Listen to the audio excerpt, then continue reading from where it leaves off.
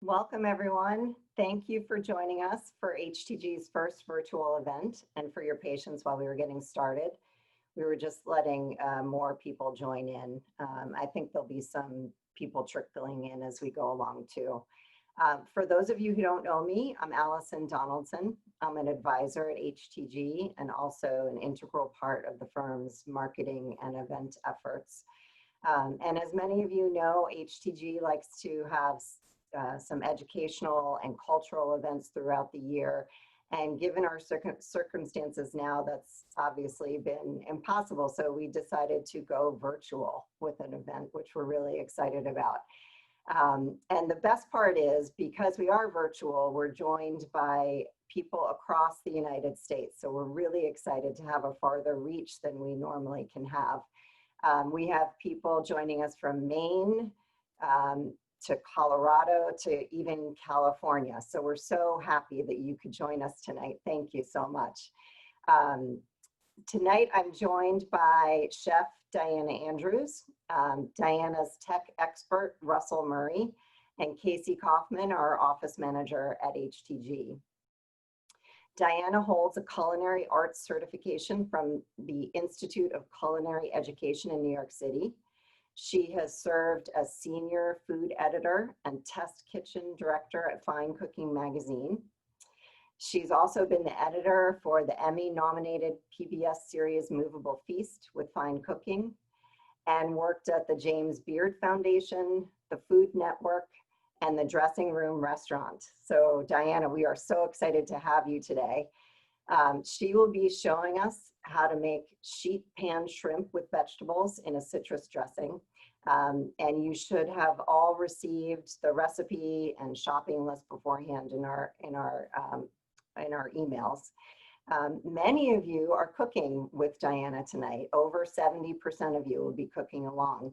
So if you have questions as she's working or need clarification, Casey is going to be fielding questions, and she's going to share with you now how to submit those questions virtually. Hi everyone, welcome. We're so glad you're joining us.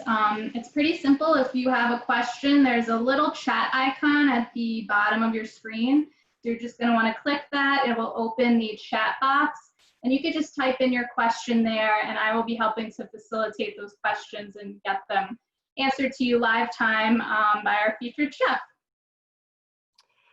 One last note, all of our attendees are muted, and this webinar is being recorded. We'll send you a link to the webinar probably in the next 24 hours in case you want to rewatch it or send it to somebody that you know. So with that, I'm going to put Diana in the spotlight and turn things over, as she is the expert and highlight of the webinar. Thank you so much, Diana, for being with us. Oh, Diana, you're muted. I'm sorry. We knew there was going to be some technical. Oh, that's okay. But that's the beauty of being live. That's what happens, and it's all good. We're just going to roll with it. Thank you, Allison. I was really looking forward to preparing for this and doing this event. I'm so happy that there are a lot of people joining from all over the country. And I guess we've learned one positive thing from this is that we can actually be virtual like this and work together from all different places in the world. So anyway, Allison introduced me, and we're going to prepare a recipe that I wrote probably about 6 months ago. And I wrote it specifically for summer because it's fresh and bright and quick. And it's some sort of sheet pan dinners have been pretty a cool thing because you can put everything in one pan. Everything's done pretty much at the same time. We might have a little layering going on of food items as we take our tray in and out of the oven, but pretty much that's it. And with a little thought, you could really put together something beautiful. So I just want to go over some things that we should have done already before class. And that is, we have our rice on back of the stove, off the heat, already made. We've got a tablespoon of butter in and some salt. Now remember, with salt, if it's too much for you, cut back, okay? The only thing I say to really salt heavily is pasta water. Maybe we'll deal with that at another session, I hope. But pasta water is a different animal. So when I say salt and I say a tablespoon or teaspoon or something like that, you need to adjust it to your tolerance, okay? So again, you've got your rice that's already made. You've got a tablespoon of unsalted butter, right? Always unsalted butter when you're cooking because you can then control your salt level even more. Put a teaspoon of kosher salt. That's a different grain of salt. I am going to go over some things later on, but I just want to get cooking because we only have an hour and I want to make sure everybody's done and eating by the end of this. Our oven should be on 400, okay? Rack in the center. Yes, I did clean my oven before we started class.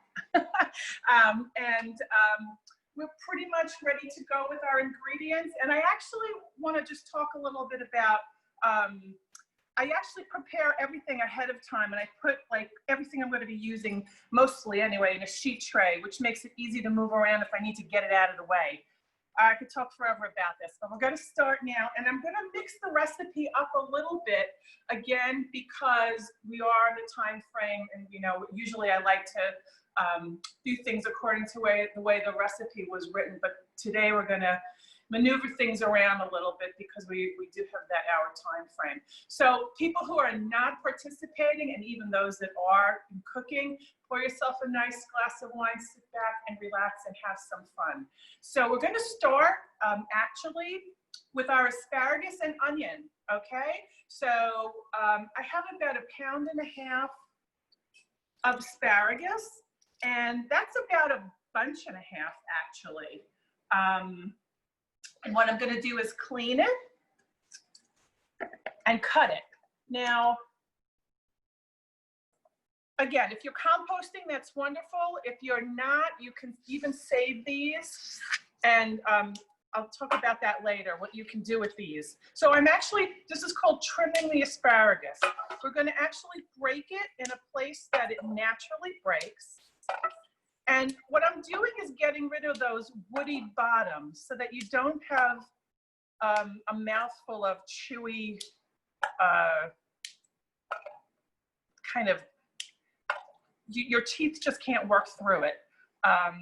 So that's really what I'm doing right now. Some people will peel the asparagus so that you can use all of it. You can do that too, but I still prefer the tips of the asparagus or the upper portion for a recipe like this. What you can do with these bottoms is actually, you can make a cream of asparagus soup with it if you care to save these if you're not composting. So hopefully you're working along with me. And again, feel free to ask any questions as they come up. These don't have to be perfect, but you notice how nature is, how strange nature is, and how wonderful. How they're all breaking in about the same place, and the asparagus is pretty much all the same length after trimming. So a lot of times it depends on what they have available in the supermarket. You might have a thin or a thick asparagus, a medium asparagus. Sometimes when they're really thin, like pencils, I kind of like to cook them just for a shorter period of time because they really do tend to cook much more quickly than the thicker version. So we're kind of at the mercy of our supermarket, or if you're lucky enough to have asparagus growing in your garden at that time of year, that seems like a great option too. Again, you can keep these and make a cream of asparagus soup by boiling these until they're soft, pureeing them if you have a high power blender like a Vitamix, and then adding some cream and gently cooking it with some salt and pepper. I know also I want you to see that I'm actually trying to be as efficient as possible in the kitchen, and I'm using this as a garbage bowl right next to me so that I always have quick access to throwing things away, and I could just toss it in the trash or in your compost bin as we go. So I'm gonna get my bowl ready, and what I'm gonna do is start cutting the asparagus. And I do have a ruler here because when I say I want you to cut these 2 inches long, 2 inches pieces, you know, your perception of what 2 inches is. I maybe should have done this test before we started, just to have everyone cut what they think 2 inches is without a ruler. The reason we want things to cut into even pieces or the same size piece is because of cooking time. Okay, so I actually am going to say 2-inch pieces of asparagus. So I'm going to cut it about there, and you can use one as a guide, and then you can kind of do the rest by eye. You can slice these on a diagonal if you like, because that's kind of nice looking. And you're just going to put it in one of the bowls that we called for in the equipment list. So some of the tips I'm going to leave a little longer because they're actually pretty. And we're just going to even things out and just cut them into about 2-inch pieces. So I'm working with a chef's knife here. Okay. Very, very sharp chef's knife. So, you know, there's no need to work fast in the kitchen if you don't have to. Be careful if you're drinking a glass of wine with this. People have been known to cut themselves. Again, I like the tips a little on the longer side, so I might leave some a bit longer. I'm just going to throw them in the bowl, and we're going to go to our very next step, which is peeling and cutting the onion.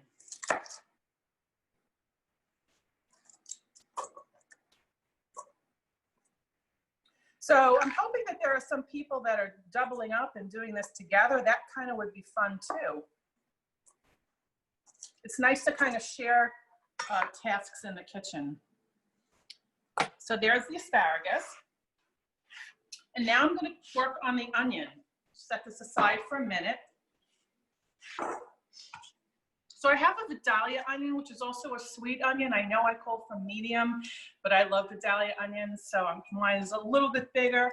I think it's more important to be more accurate insofar as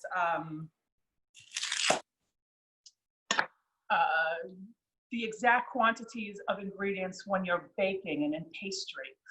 So in savory cooking, especially if you, well, I always say, try the recipe first the way the chef wrote it so you kind of get a sense of what they're trying to do. And then you can make it your own. If you want more onion, put it in, especially in a recipe like this where I'm going to make extra dressing so that you can afford to have a few more ingredients, and then you can use it to toss as you go if you like a little bit more. So again, I'm going to cut the top end of the onion off, and I'm going to cut it in half and peel the outer layer off. Again, I've got my handy dandy garbage bowl ready, right? Just make one trip to the garbage. I don't have to go back and forth, back and forth. I'm kind of conserving my movements, right? Just gonna clean off my board a little bit.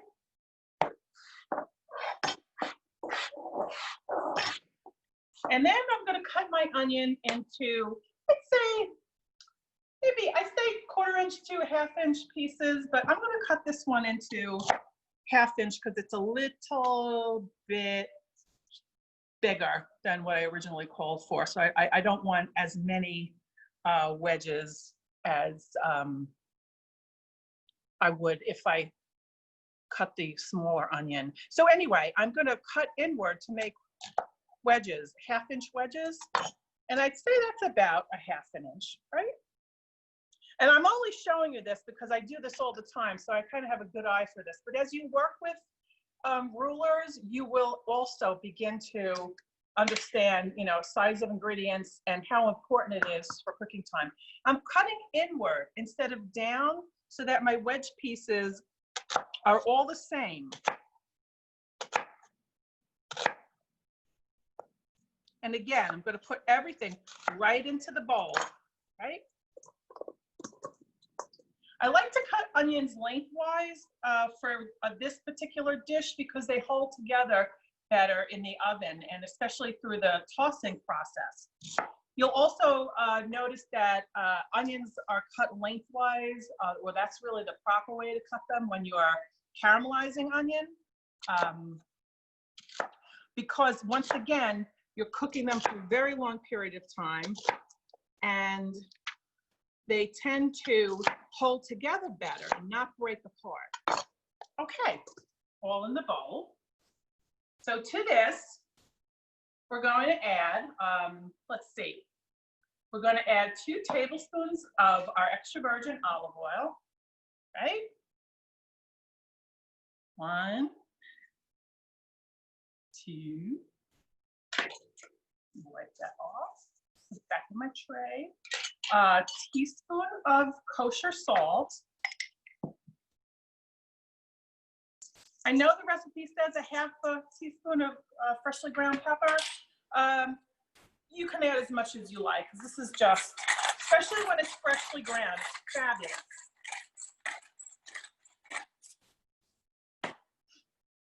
So you can toss this together with a wooden spoon. You can flip it, you can use your hands, whatever works for you. So the wedges will break apart a little bit, and that's just fine. And we're going to actually take this now. Well, I'm going to bring a sheet pan to you. How's that? We're going to put it on a rimmed sheet pan. Rimmed so that we don't have anything falling out or over the edge and onto the floor of your oven. And we're going to just spread it out evenly. And anything big, I'm just going to break it apart a little bit. Okay? Just spread it out evenly. And I'm going to set this bowl aside. I'm not going to wash it because I'm going to use it again. Okay? So at this point, I'm going to pop this in the oven, and I'm going to set my timer for about 20 minutes. That's going to be total cooking time. It might need a little longer. We'll check it. Probably halfway through. So in the oven it goes. Okay? To set my timer for 20 minutes total. But I'm going to set the timer also, another timer for 10 minutes, because I want to check halfway through and at least kind of toss it around a little. If I don't set a timer, I'll just keep talking and I'll miss everything. So I don't want to do that. So now I'm going to cross up, because I always cross things off as I go. Usually if I'm in a test kitchen or a busy kitchen, or especially if I'm teaching class, it's easy to get distracted. So I find that even for me personally, I still like to cross things off my list so I know where I am with things. You can just go back and pick up where I left off. So now we're going to clean our shrimp. So I know I asked you to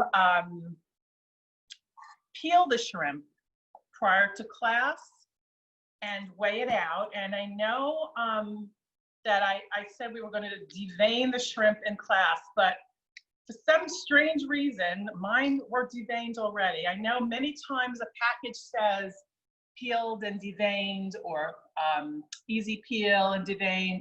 Sometimes they are, and sometimes they're not. So these were pretty clean, I have to say. And for that, I apologize. But I am going to show you there were a few shrimp that were not kind of completely cleaned out. And this is really the vein I'm talking about. And what we want to do is take your paring knife. This is your other necessary knife in the kitchen. Again, paring knife is a necessity. Chef's knife is a necessity. Everything in between, we'll talk about that at some point. So again, a slip down the back of the shrimp, and you'll see that stringy thing. It's really not a vein. It's actually the digestive tract. And the reason you want to get rid of it is because there's a lot of grit in here. And you don't want to eat that. If you left it on, it's not the end of the world, but you know, you kind of want things to look pretty. So I definitely remove that. So there's a little bit here. I just wanted to show you what it looked like. Okay. And just take it out.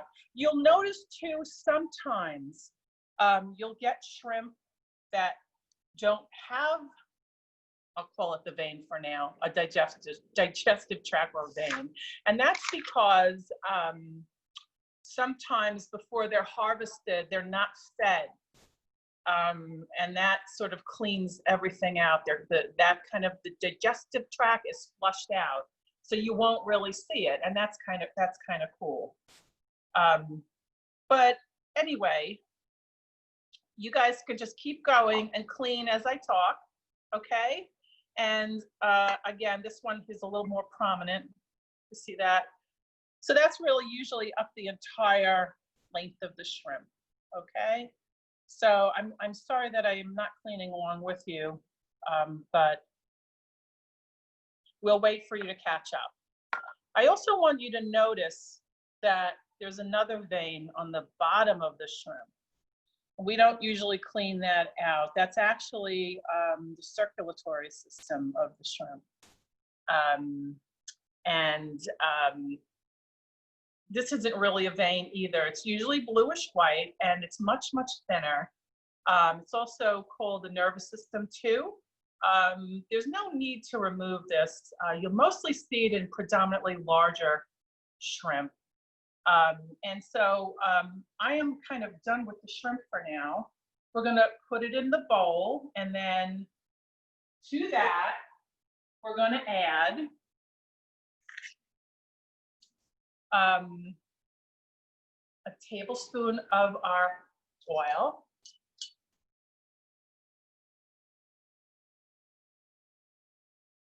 And about 3/4 of a teaspoon of kosher salt. And we're going to just let that sit. I'm not going to add black pepper to this because I like to sort of let the colors come through when they're in the oven. It becomes nice and beautiful and pink, and I didn't really want to see the black specks in here. And also because we're going to be adding a Calabrian chili paste later, if you remember, one of my very favorite ingredients. So I'm going to put this in the sink because I've used it for raw shrimp. I'm going to wipe my board down. Just get that paper towel and just wipe it down because I know a shrimp fell on the board. So try to stay as clean as we can. So right now with the oil and the salt, it's kind of marinating a little bit. So I'm just going to let that sit and wonder if anyone has any questions at this point. Everything good? Just one question. If someone is serving this to someone that's vegetarian or doesn't typically like fish, what's a good substitute for the shrimp? I would say tofu would be a great substitute for the shrimp. You could cut the tofu into a 3/4 inch dice. Again, do the same thing you're doing with the shrimp. You can actually let it marinate a little bit longer. So toss it with the oil and a little salt and let it just sit so that the tofu absorbs all the flavors. And yeah, I think that's a great substitute.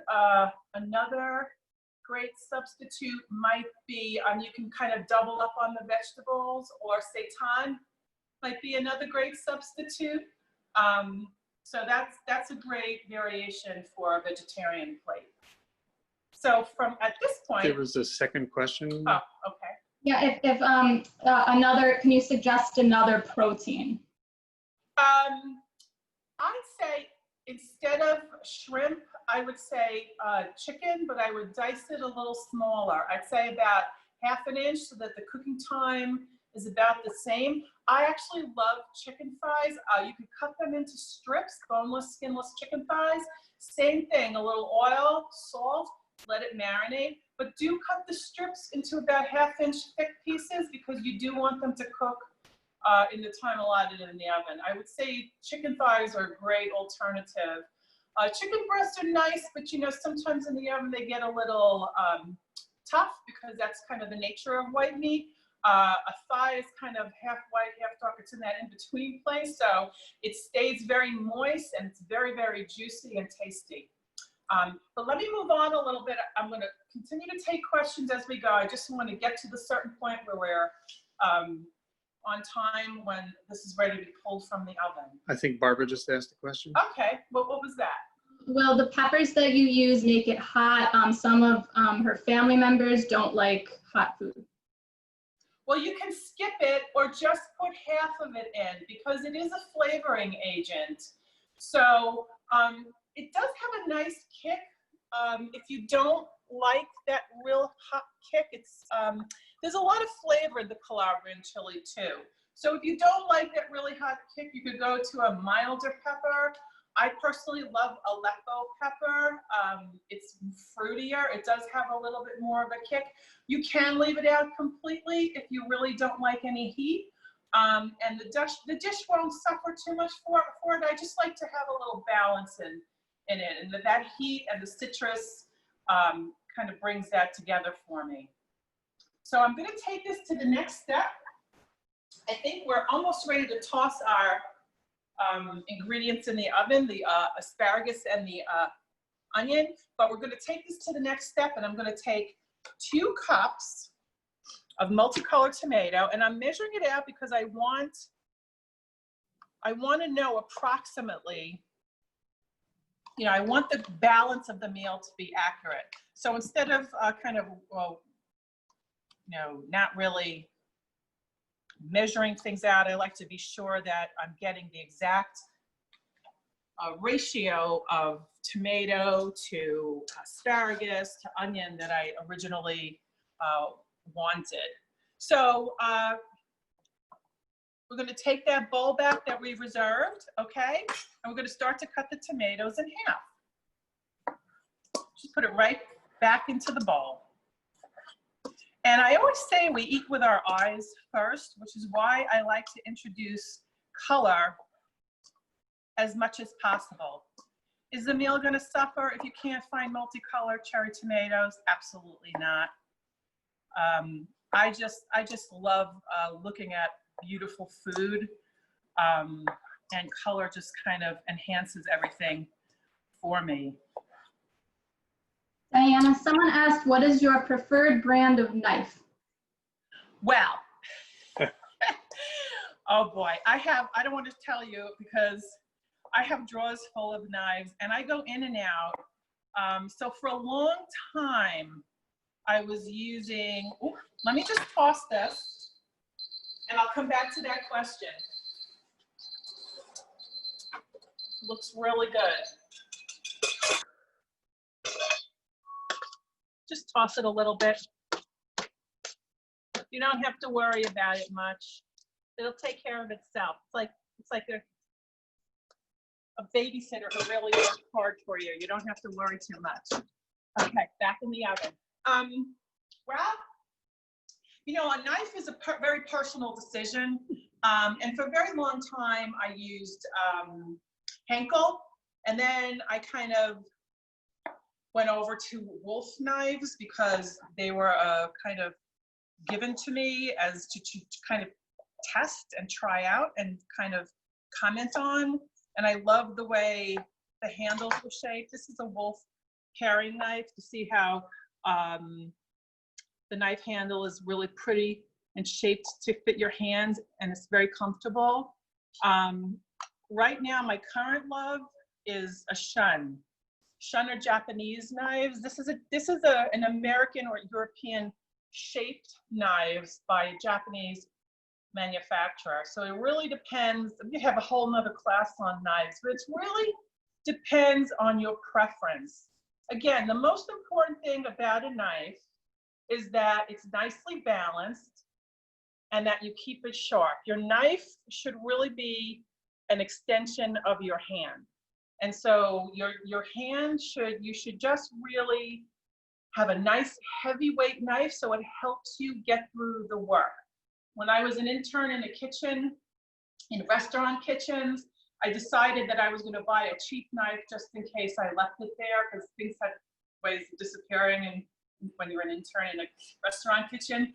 And so I bought light knives, and boy, that was a mistake, because when you're an intern in a kitchen, you're chopping all day long. And boy, my hands were just killing me at the end of the day. So I did invest in a heavier knife, and I figured, okay, if I lose it, I lose it. If someone takes it, okay, whatever. But my wrists really were much, much happier because of that. So again, I'm going to clean this board, clean my knives, wipe down the board, and to the tomatoes, I'm going to add. We have a question from Nancy. Nancy, what's your question? Nancy wants to know, when it comes to pantry staples like vinegars and olive oils, which things can you buy the basic stuff and which things should you splurge on for higher end products? Well, I would say to buy your staple ingredients in small quantities of spices. I always have the Calabrian chili paste now because it's one of my favorites. What you should splurge on, really, I think, is a great olive oil. Extra virgin olive oil is really the best. This is my everyday cooking olive oil, but you know, I sort of really do splurge on what I call a finishing oil.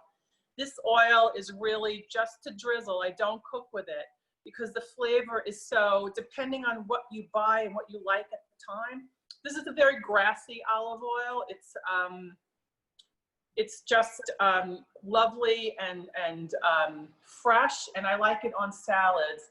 I also like to sprinkle it at the end on top of pasta dishes. And also, the other favorite is white balsamic. And this maybe is another thing you want to, this isn't really that expensive. You could find this in Whole Foods usually, or in specialty stores. So white balsamic is made as wine is. It starts with a white grape must, and it's kind of cooked with white wine vinegar and on low heat, so it doesn't color too much the way a regular balsamic does. But you should, again, if it's a spice you like, don't look at me because I buy things in large quantities because I use them so often. But the things that you are finishing at the end with are the things to splurge on. Really fine extra virgin olive oil, finishing salt like Maldon, where the crystals are nice and big. Smoked salt is beautiful to finish with too, kind of as a touch at the end of your meal, like right on top of the dish as you're plating. So now we have our tomatoes in the bowl, and to the tomatoes, I'm going to toss a tablespoon of olive oil. And what I'm doing here is layering flavor. That's what I'm doing, layering flavor. And about a half a teaspoon, I say a quarter of a teaspoon. Like I said, follow the recipe, right? Of salt and a few grains of salt. Okay, we're gonna let these sit, and it's what I call kind of like they're marinating at room temperature along with the shrimp. So I'm gonna move these over, okay? And what I'm gonna do next is make our dressing. And I could talk about pantry items more in a bit, if you still have questions. Another great pantry item, peppercorns. There's an enormous variety of peppercorns out there.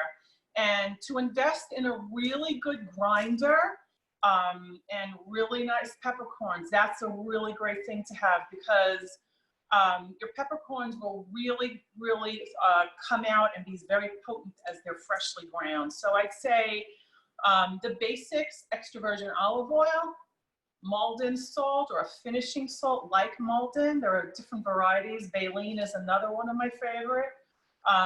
A smoked salt is also very nice. Peppercorns, very, very critical to most dishes.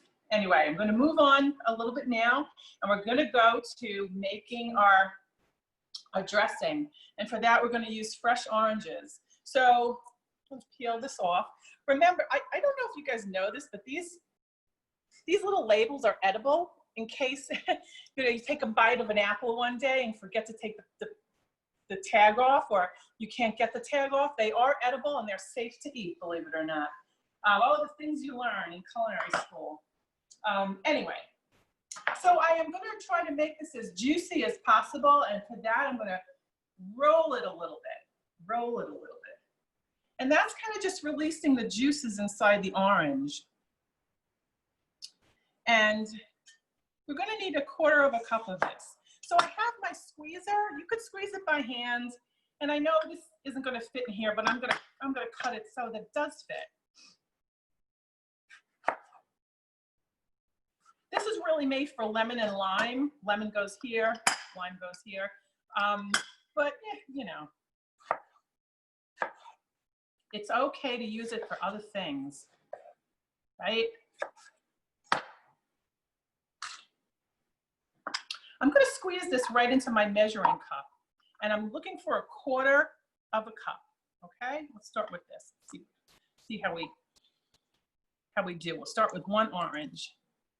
I like to turn over the squeezer too, because a lot of times the juice accumulates in the top. See that? And I don't want to waste anything.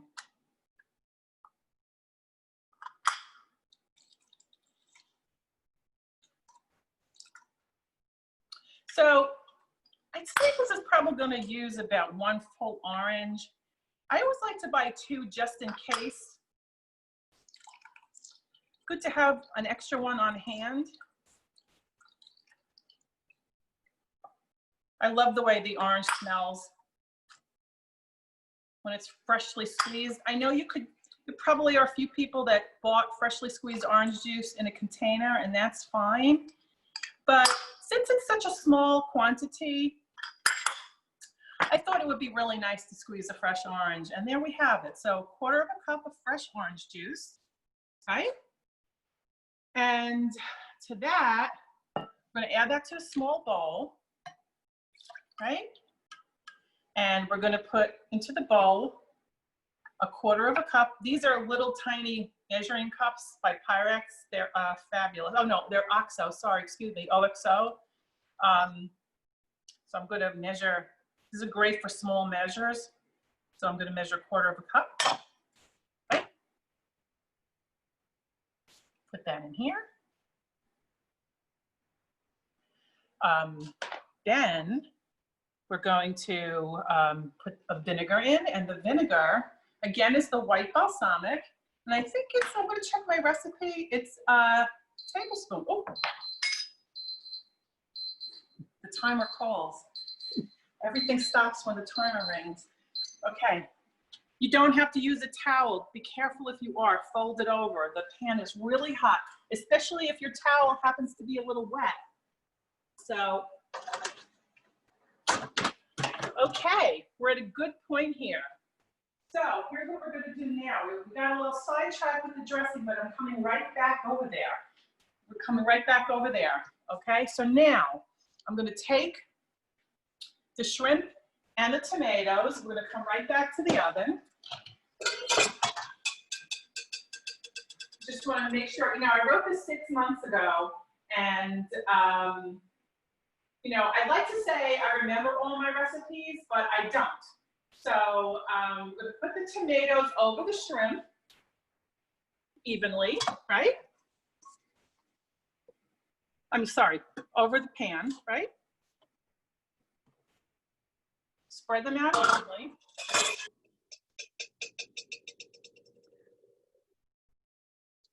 Okay, and then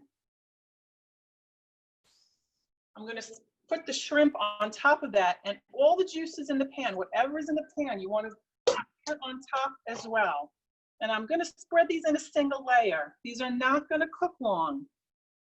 You don't want shrimp to be chewy and dense, but again, if the secret is in the cooking time, this is going to be 10 minutes in the oven and we're going to be done. And then we're going to dress it, and believe it or not, it'll be time to eat. But I do want to keep you a little longer after this is done, because I want to go through my speaking points so that I'm sure that I covered everything I wanted to with you. So this is going to go back in the oven for, I think, 10 minutes. I'm going to double check my recipe, but I believe it's 10 minutes. Set the timer. And we're going to go back to our dressing. So where were we? We were going to add our dressing. So white balsamic. Oh, is there a question? Barbara is asking me for a pause. Oh, am I going too fast? Repeat the rest of the dressing instructions. Okay. you know, maybe we'll measure out the ingredients for the dressing separately first. Maybe that might be a little more helpful. So let's measure out a tablespoon of white balsamic vinegar in a little container, a little jar, a bowl, right? Because then it'll be easy. That's usually what I do when I'm measing out for a recipe that I'm making. Just measure all the ingredients first. Measing means measing is everything in its place, so that once you're putting everything together, everything goes smoothly and easily. So for Barbara and for the rest of us, and for me too, we're going to measure the rest of the ingredients for the dressing, because really that's all we have left to do. So we have a tablespoon of white balsamic vinegar. If you don't have white balsamic, you can substitute rice wine vinegar. And I say that because it's brewed. That's my second favorite choice. If you can't find a white balsamic, you can say rice vinegar or champagne vinegar after that, or white wine vinegar as kind of the last resort. Okay, and then a teaspoon of Dijon mustard. This one I really, really like. It's actually from Fairway. I like it because it's got a really nice kick to it. So, teaspoon of that.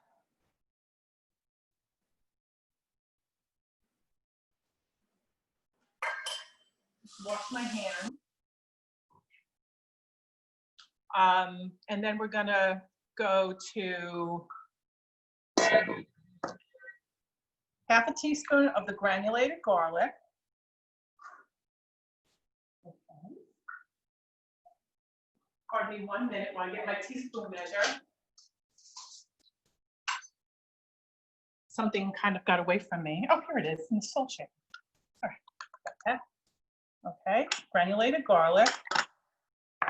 And 1.5 teaspoons of my jarred Calabrian, my favorite. Okay, we're not going to put this in till the end though, but I am going to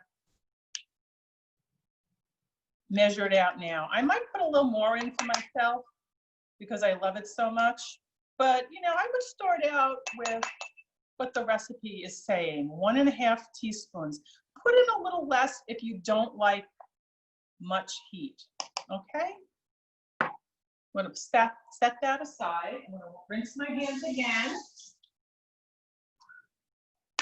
And I'm gonna put all these ingredients in here, and then I'm gonna whisk everything together, okay? So we've already got our orange juice and oil in the bowl. You can even do something really, really simple, which would be put all the ingredients in, whisk, or believe it or not, you can put these in a jar with a lid and just shake it up. And that would really work out fine too. Whatever's easiest for you. I'm going to add a little salt to this. Robin is asking, where do you get the jarred Calabrian chilies? I put a picture of this in my notes. You can get this, Trader Joe's has this currently, believe it or not, and it's really inexpensive. I love this ingredient so much. And before finding this at Trader Joe's, I used to get it at Williams-Sonoma for a jar not much bigger than this. And it was probably 3 times as much. But this is like $2.99. You can't, I mean, I saw it at Trader Joe's, I went mad and I bought like everything. All of it. Just give me it all. And so I'm gonna put a little salt in here. Sue is saying that her chilies are whole. Her chilies are whole, okay.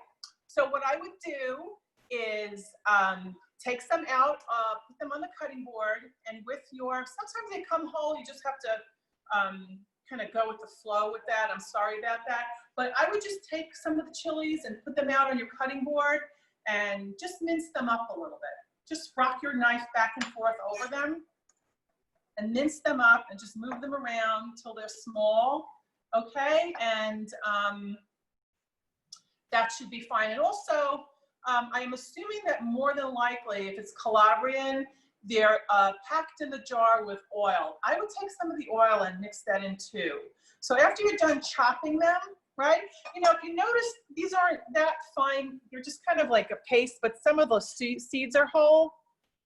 So I would, once you mince them on your board, put them in a little bowl and add some of the oil from the jar and mix that up. And maybe a little pinch of salt if you want, because there's some other ingredients in some of the Calabrian chili pastes too. So that should pretty much put you right back on track.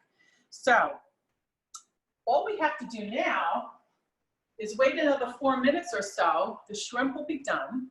We're going to dress everything and we're going to eat. So again,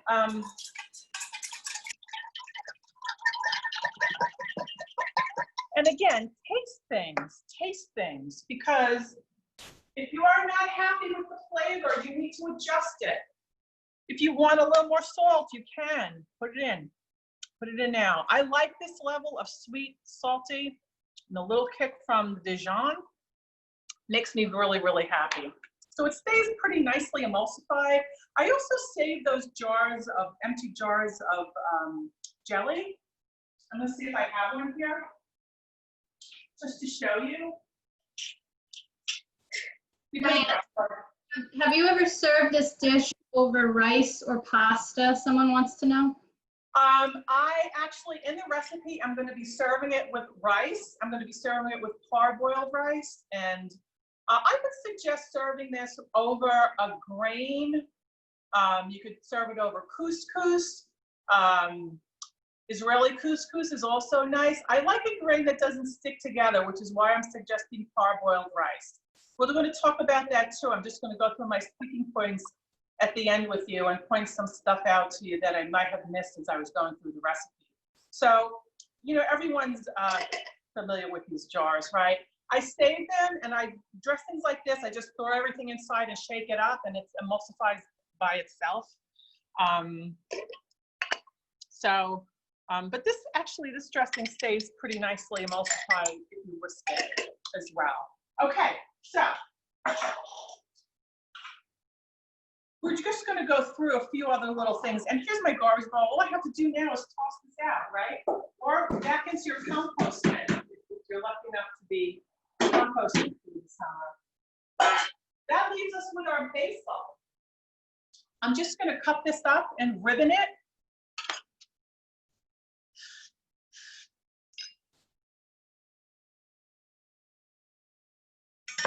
And when I say basil ribbons, 1/4 cup, I usually take 1/4 cup measuring, again, because I'm always very aware of the quantity of ingredients. I like to specify quantity in cups and measuring cups because it'll, again, the ratio of things in the pan is important.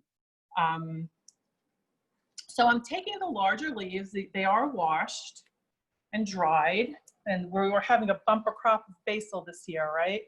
So, I mean, I love basil and it's never enough for me, but I know some people, you know, want it in a little bit more moderation. It is a beautiful garnish and that's how we're going to use this at the end. So that's about 1/4 cup of basil leaves.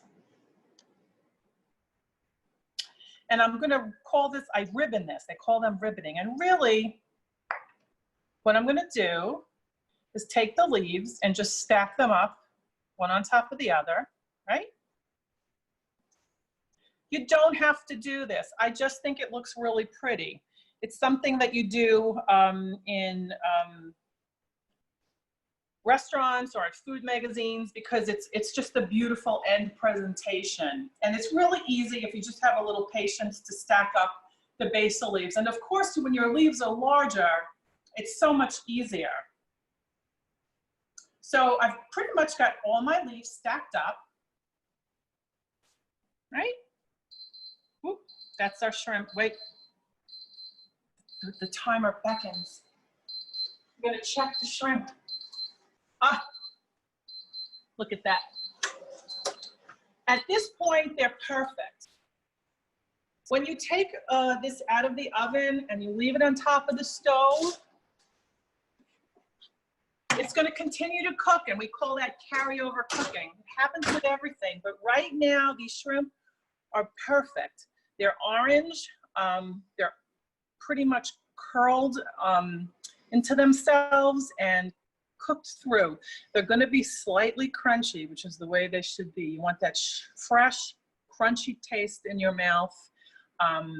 Any longer in the oven, you don't want to dry them out. But do you see how beautiful they are, the color? And I could just imagine the texture. So again, this dish is about texture as well. So everything, you have to kind of think about everything in the kitchen when you're putting together a recipe. So back to our basil. We're in the home stretch now, folks. I know we're getting close to 7, and you guys are probably hungry. I know I sure am. So what I'm going to do is I roll the leaves together lengthwise. Did you see that? As best as I could. And I'm going to start at the end and just cut thin strips. This is called a chiffonade. And they're just gorgeous. You can really see the effect much better with larger basil leaves. This is going to be my garnish, okay?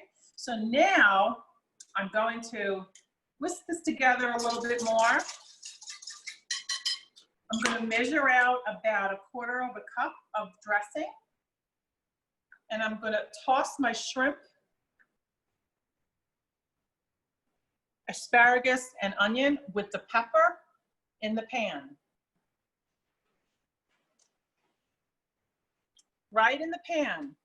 I don't cook the dressing because I want to retain that fresh, citrusy taste that makes the meal really, really bright and delicious.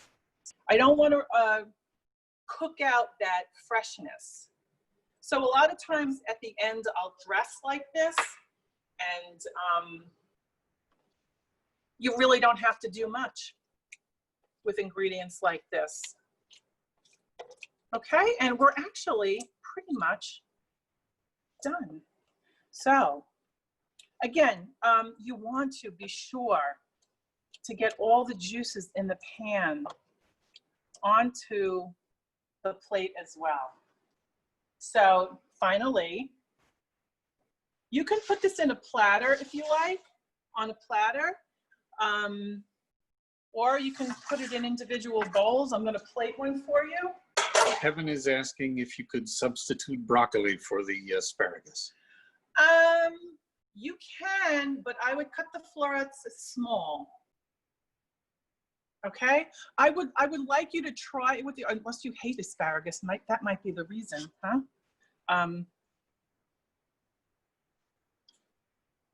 I would ask you to try it the way it was written. If you can't tolerate asparagus, definitely swap it out. I'd like for you to get an idea of the symphony I'm creating here. I like to call it that. But definitely, if you don't like asparagus, definitely swap out for broccoli. But do cut it small so that it's sure to cook in about 20 minutes or so. Again, you've had the asparagus in for about, I think it was 20 minutes with the onion, right? And then went in for another 10 minutes, but had other stuff on it, so it was kind of steaming.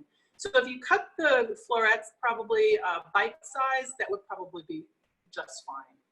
So now I'm going to plate, okay? And then I'm going to just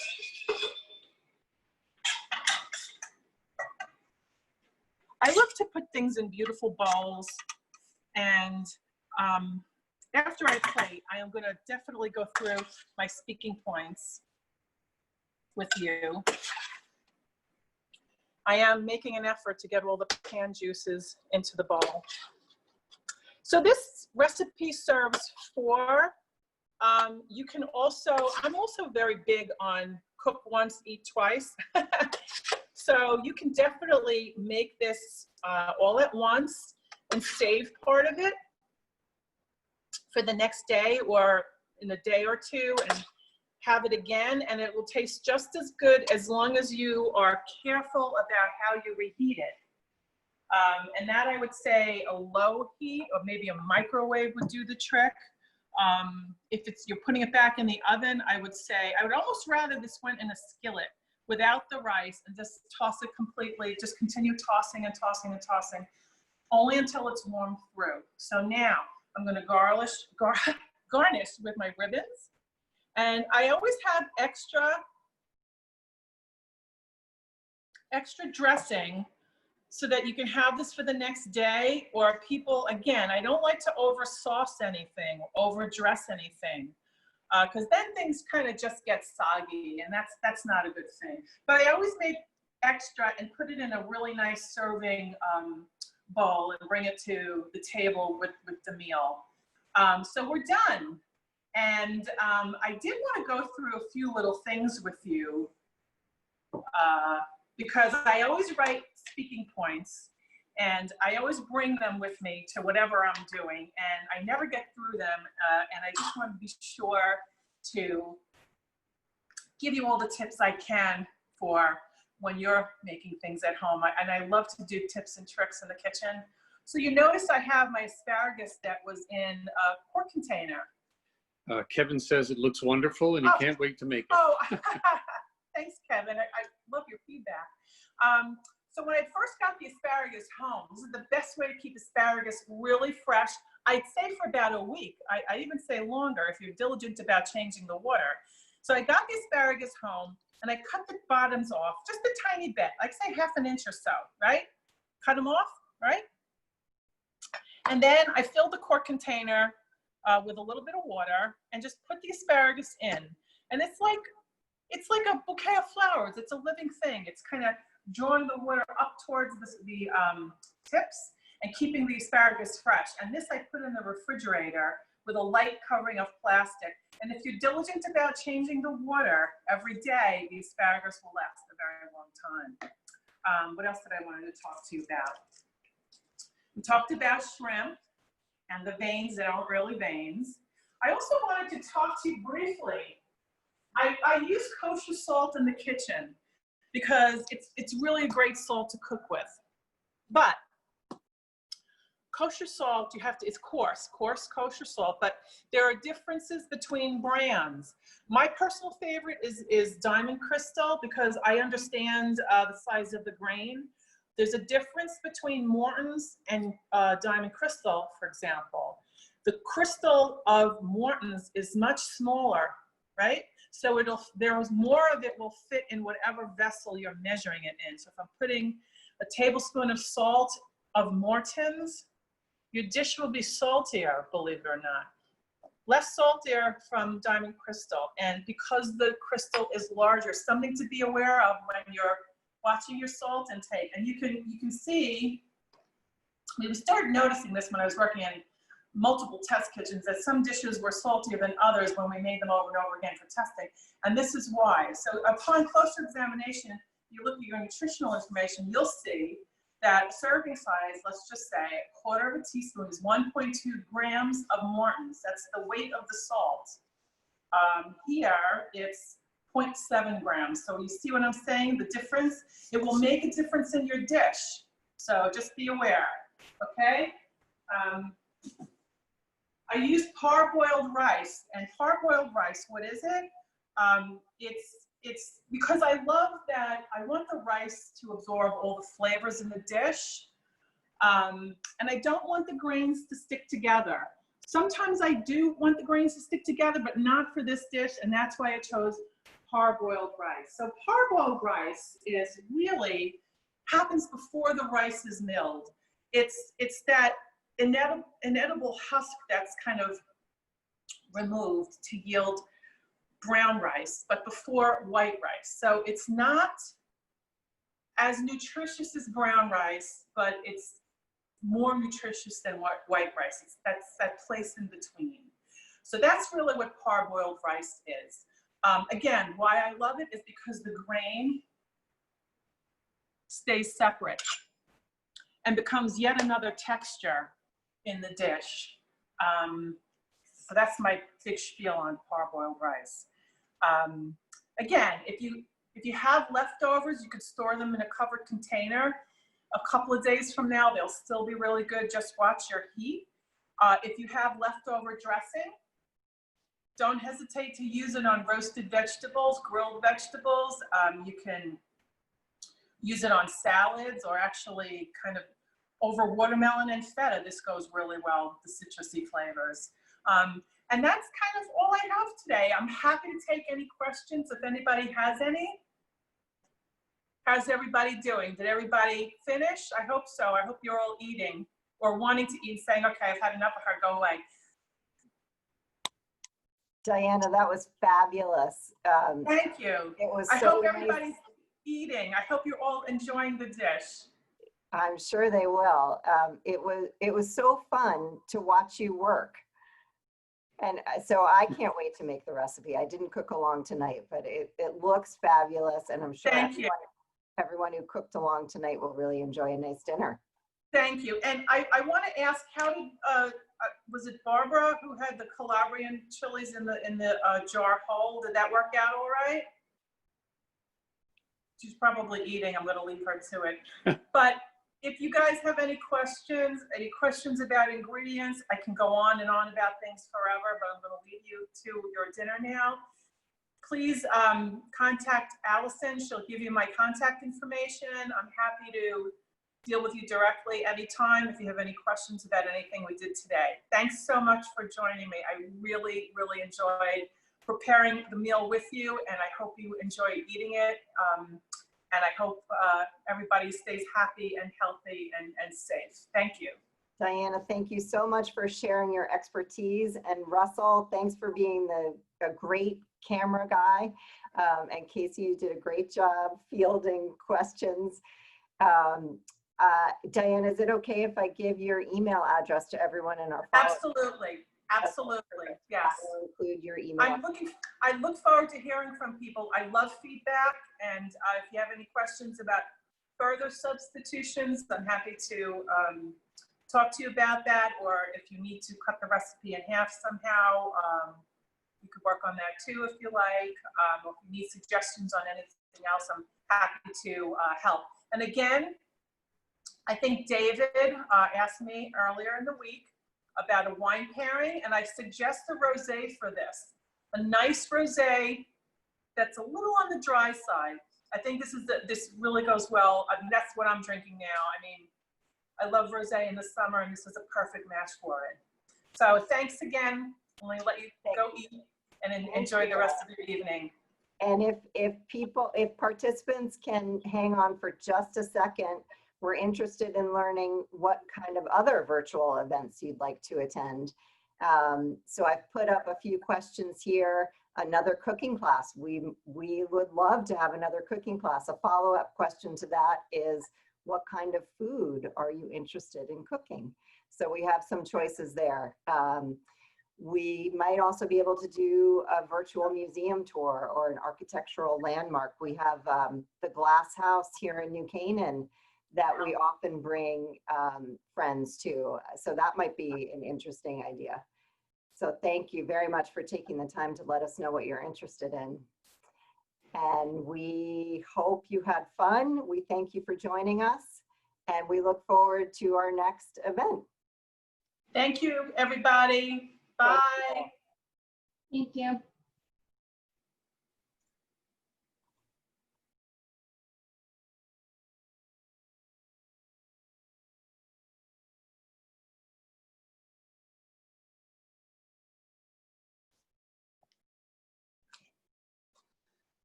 It's great.